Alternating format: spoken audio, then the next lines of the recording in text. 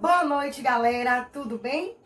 Pois é, estamos aqui para trabalhar hoje sobre os modal verbs, que são os verbos modais, um assunto que cai muito nos textos, em vestibulares, em tirinhas, não perguntando o que é isso ou o que é aquilo, mas você sabendo como utilizá-los e o sentido que eles trazem na frase, vocês vão conseguir com certeza ter um entendimento melhor do texto, tá certo? Então vamos lá. Eu preparei esse slide, tá? Sobre os modal verbs. Vamos lá. Primeiramente, o que são os modal verbs? Em português, eles são chamados de verbos modais, tá? E o conceito que a gente tem aqui é o seguinte: os verbos modais são verbos auxiliares que são utilizados para complementar ou mudar o sentido das frases. Tome muito cuidado, porque quando a gente fala de verbo auxiliar, geralmente a gente vem à mente aquela ideia dos verbos auxiliares dos tempos, né? O did, o do, o does, e não é disso que eu estou falando. Aqueles verbos auxiliares, eles não têm significado e servem apenas para nos apresentar qual é o tempo da frase, beleza? Esses verbos modais, não.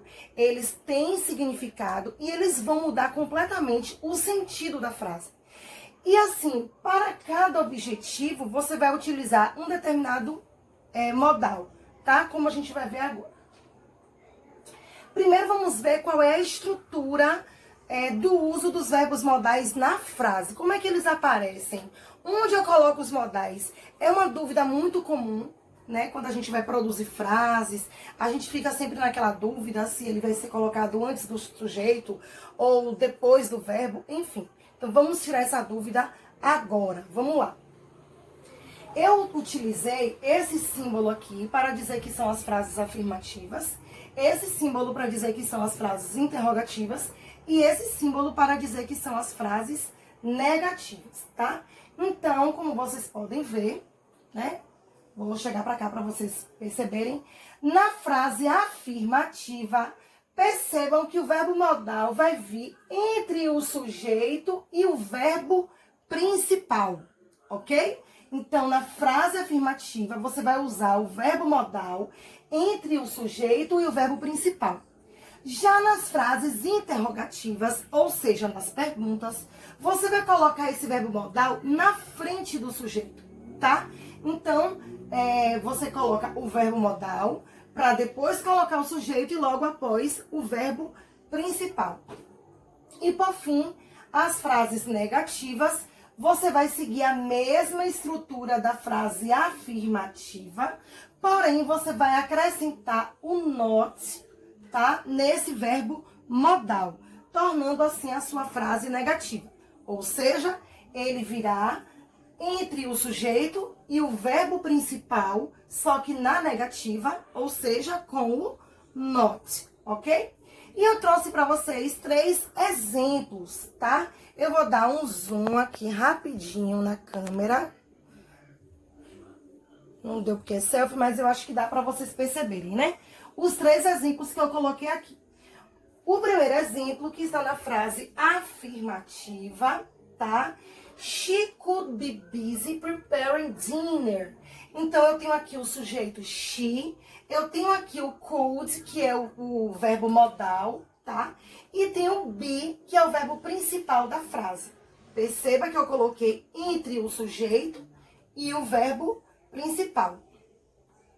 Na frase interrogativa, eu coloquei o verbo modal na frente do sujeito. Então, primeiro veio o verbo modal, depois veio o sujeito, para depois vir o verbo principal. E, por fim, a frase negativa, eu coloquei entre o sujeito e o verbo principal na negativa, ficando she couldn't, em vez de ser she could, como era na frase afirmativa, ok? Os verbos modais, eles são utilizados para trazer 3 tipos de ideias, vamos dizer assim. A primeira ideia, que é quando você quer trazer aquela ideia de dedução, de possibilidades ou de obrigações, tá? Você pode usar os verbos modais, alguns deles, porque são vários. A outra situação que você vai usar os verbos modais é para permissão ou para pedidos. E, por fim, quando você quer utilizar a modalidade de habilidade. Então, eu tenho aqui esse gráfico, tá? Os verbos modais e as 3 possibilidades que me permitem utilizar os verbos modais. Então, vamos lá. Vamos para essa primeira modalidade, que é a de dedução, possibilidades ou obrigações. Os verbos modais que eu vou utilizar para essa finalidade são esses aqui. Must, may ou might, could ou can't, tá? Então, percebam aqui pela imagem, né? A bonequinha aqui tá bem pensativa, bem na dúvida das possibilidades, das obrigações, das dúvidas, deduções. Qual o verbo modal que ela deve utilizar para cada situação? Então, vamos ajudá-la, né? Para isso, eu trouxe esse gráfico, tá? Novamente, eu vou ficar do lado de cá para vocês visualizarem melhor o gráfico. Esse gráfico é muito parecido como tem no módulo, né? O módulo do segundo ano, que é esse módulo aqui, tá? Módulo 360 da editora FTD, certo? Do segundo ano do ensino médio, e traz um gráfico muito parecido com esse, que nos mostra o seguinte. Essa parte vertical do gráfico traz uma progressão no sentido de certeza, daquilo que você tem certeza de que vai acontecer, tá? Tanto é que os verbos modais que eu coloquei no topo são aqueles que você utiliza para frases que você traz a ideia de uma grande possibilidade de que aconteça, uma grande probabilidade ou até mesmo uma obrigação de você realizar aquilo. Então, o mais de todos nesse sentido é o must. Então, quando você quer falar para alguém algo que ela deve fazer, não é uma coisa que você está dando um conselho, que você acha que ela poderia... Não, é algo que ela deve fazer. Então, você quer dizer que para fulano que ela deve pagar as contas dela. Então, você vai usar esse deve, você vai usar o must. É algo que você tem a obrigação, tá? Existe uma grande probabilidade daquilo acontecer e de ser verdade, tá? Em segundo plano, fica o may ou might, nesse sentido de certeza, né? Quando é uma grande possibilidade, não tanto quanto o must. Mas ele traz uma grande possibilidade de que algo possa acontecer, de que algo seja verdade. Mas não é aquela certeza absoluta que você usaria para o must. Geralmente, quando as pessoas usam em inglês alguma expressão dando uma ordem, né, que ela deve fazer, para não ter dúvida, ela vai usar o must. Se é algo que ela tenta convencer o outro que ela deve fazer, que existe uma grande probabilidade daquilo ser verdade, vai usar o may ou might, ok? O could é algo que poderia acontecer. Geralmente, o could vem relacionado com frases no passado. Por quê? É uma possibilidade remota. E o que é que torna essa possibilidade remota? Justamente por ser algo voltado para o passado. Então, é algo que poderia ter acontecido lá no passado. Ou melhor, poderia ter acontecido no futuro se uma outra situação no passado tivesse sido diferente. Por exemplo, poxa, eu poderia ter tirado uma nota boa se eu tivesse estudado mais para a prova. Ou seja, lá no passado eu não estudei o quanto eu deveria, então eu poderia no futuro, né? O que a gente chama de futuro do pretérito em português. Eu poderia ter tirado uma nota melhor. Então, esse futuro do pretérito do português, em inglês, a gente utiliza o could. Então, ele sempre vai ser utilizado quando for nessa situação de possibilidades, sempre vai estar sendo utilizado com frases no passado, trazendo essa ideia de uma possibilidade que não tem como acontecer por conta de algum imprevisto que aconteceu no passado, implicando no futuro, ok? E o can't, que é algo assim, quase que impossível de acontecer, né? Eu coloquei aqui impossível ou muito pouco provável de que aconteça.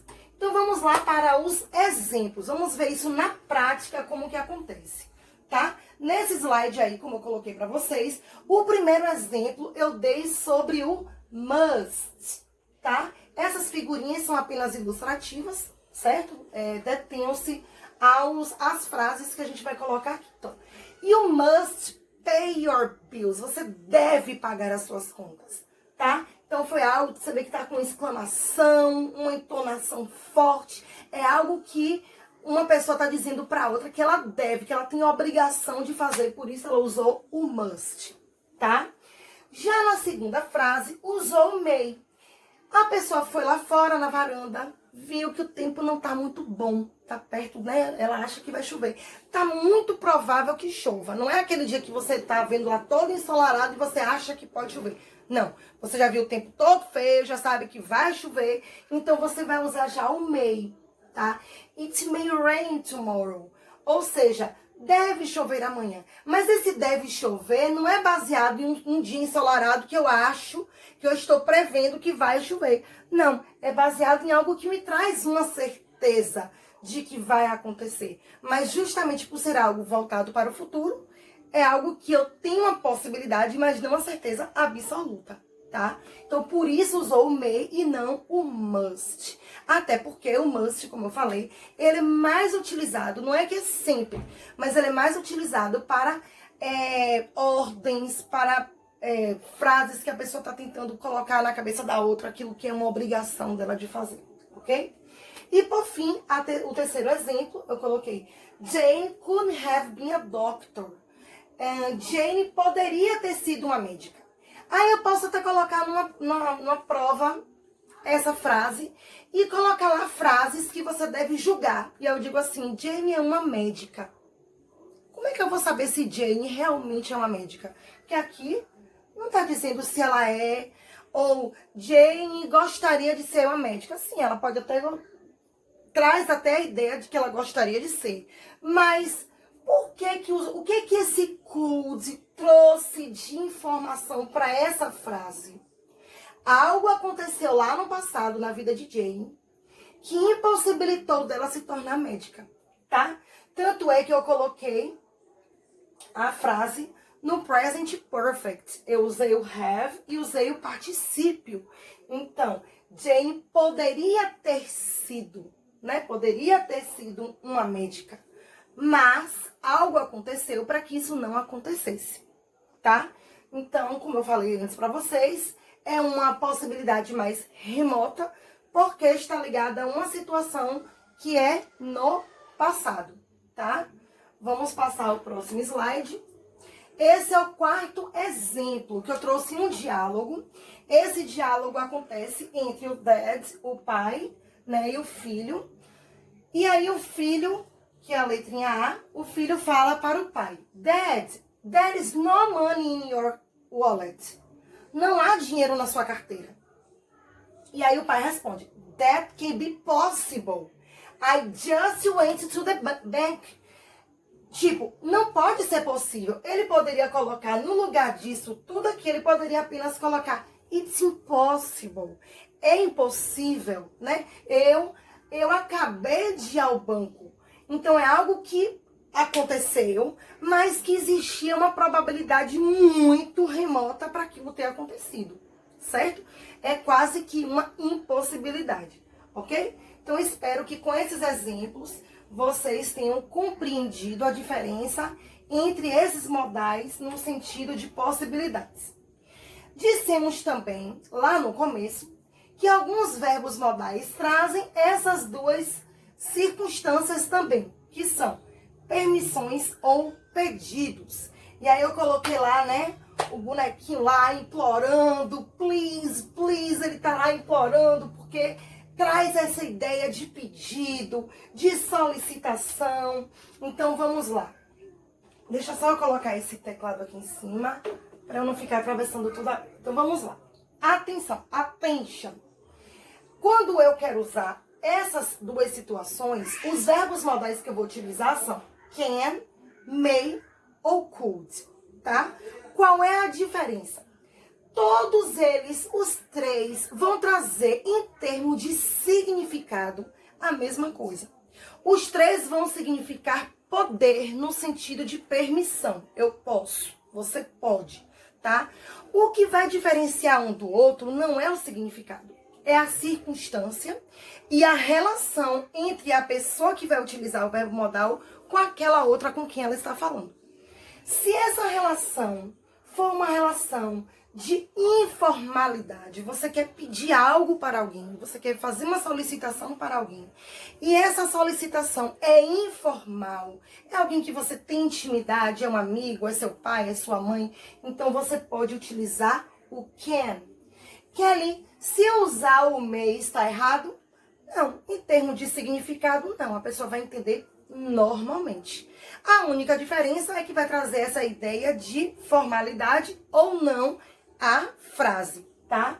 Então, a única diferença do can para o may é a questão da formalidade. O can você usa para situações informais, enquanto que o may você utiliza para situações formais. O could também serve para situações formais. Mas qual a diferença do can para o could? Daqui a pouco vocês vão ver. Trouxe uns exemplos. Vamos lá. Primeiro exemplo, aqui. Can I use your credit card? Eu posso usar seu cartão de crédito? Pela forma como ele perguntou, que foi utilizando o can, me traz a ideia de que aquela pessoa que está perguntando tem uma certa intimidade com aquela outra pessoa. Então, ela não precisou utilizar um verbo modal de formalidade. Por conta disso, usou o can e não o may. Já no segundo exemplo, you may pay cash or use your credit card. Provavelmente, é uma pessoa que trabalha em algum estabelecimento, né? Como garçonete, como garçom, como caixa. E deve estar falando com o seu cliente as formas de pagamento que são possíveis. É uma relação de formalidade, né? Você não vai falar com o seu cliente da mesma forma que você falaria com uma pessoa que é próxima a você. Então, por conta disso, essa pessoa optou em utilizar o verbo modal may em vez de can. E no terceiro caso, could you lend me your cell phone, please? Você poderia me emprestar seu telefone, por favor? A única diferença entre o can e o could é em termos de tempo. O could você vai traduzir como poderia em vez de pode. Enquanto que o can e o may você vai traduzir no presente. Eu posso, você pode. E o could você vai traduzir no futuro do pretérito, né? Que é eu brinco com meus alunos dizendo que é o tempo verbal do iria, né? Poderia, estudaria, é o futuro do pretérito, né? Então, o futuro do pretérito você vai utilizar o could, certo? Então, na realidade, vai ser uma diferença na tradução, né? E com relação à formalidade, tanto quanto o may, ele é para situações formais. Agora, vamos pensar no can e no could em outra situação, em outra circunstância. Qual é essa circunstância agora? A habilidade, tá? Em português, quando a gente costuma falar assim, eu sei nadar, eu sei dirigir, eu sei... que eu sei mais? Eu sei jogar bola, eu sei jogar vôlei. As coisas que a gente tem habilidade de fazer. A gente utiliza, geralmente, em português, o verbo saber, né? Em inglês, não. Em inglês, você vai usar o poder. Eu posso nadar, eu posso dirigir muito bem, eu posso correr mais rápido que você. Ou seja... Toda vez que você for usar essa circunstância de habilidade, de algo que você sabe fazer, você vai utilizar em inglês ou o can ou o could, ok? Então aqui vocês estão vendo aqui o bonequinho cheio de habilidades, né? Dizendo aqui, I can do it. Eu posso fazer isso, né? Eu sei fazer isso. Então, ter habilidade para executar algo. Aí eu trouxe dois exemplos, I can swim, eu sei nadar, e o she could already sing when she was 4. Aqui você percebe qual a diferença entre o can e o could, que não é nada diferente do que eu falei nesse instante, tá? O can você vai utilizar para o presente novamente, enquanto que o could você vai usar para o futuro do pretérito. Ou seja, nesse caso aqui, ele está sendo usado para o passado. Em que sentido? algo que a pessoa já sabia fazer em um determinado momento do passado. Então aqui, quando eu digo she could already sing, o verbo principal é sing. Então ela já podia cantar when she was 4, quando ela tinha 4 anos. Então é algo que você tinha habilidade em um determinado tempo que já passou, tá? Ou seja, o could você vai usar em frases do passado, tá? E lembre-se, tá? Que o can, como eu acabei de dizer, é usado para o present tense, enquanto que o could é usado para past tense, né? Para os tempos do passado em inglês. E é isso aí, galera. O assunto é muito fácil, é muito prático, parece muita coisa, mas não é. Quando você vai fazer frases, você vai perceber que não é difícil, certo? Quando você tem as situações para você fazer as escolhas. E logo, logo vocês vão receber, tanto no blog como nos grupos do WhatsApp, vocês vão receber as atividades voltadas para esse assunto, tá bom? Bem como um trabalhinho que eu vou passar para vocês também relacionado a esse assunto, ok? Um beijo, fiquem com Deus, fiquem em casa, tá certo? E até o próximo vídeo. Beijo, tchau, tchau!